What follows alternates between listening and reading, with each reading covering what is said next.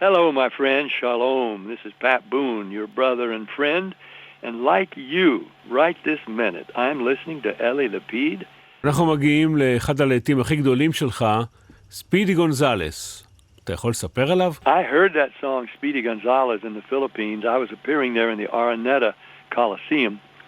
24,000 people, and I did 10 shows. This was in the late 50s.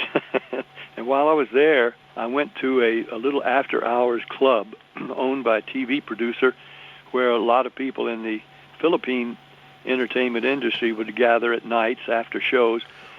And they asked me to sing, and I said, I'm very tired. I've done a show tonight for 24,000 people. I'm just weary.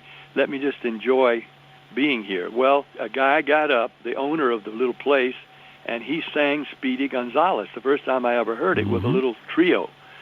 And the people went wild. And I said, what is that? What is that song? It's a big hit. Don't you know it? I said, no. It had been recorded by a singer in America called David Dante on RCA Victor, but it had not been a hit. But it was a hit in the Philippines. And I said, if he'll do that song again, I will sing Love Letters in the Sand. So he sang Speedy Gonzales again. I sang Love Letters.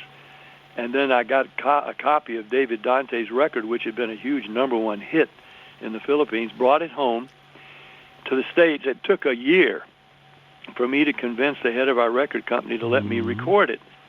Because he said, look, you're not doing rock and roll now. You're doing movie themes, love songs. Nobody wants to hear you sing rock and roll. I said, but Randy, this is a huge hit no matter who sings it. Let me do it.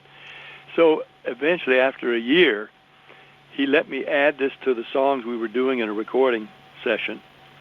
We recorded it in about 30 minutes, and it was a huge, huge worldwide hit. In fact, except for Love Letters in the Sand, it's the biggest selling record I ever had.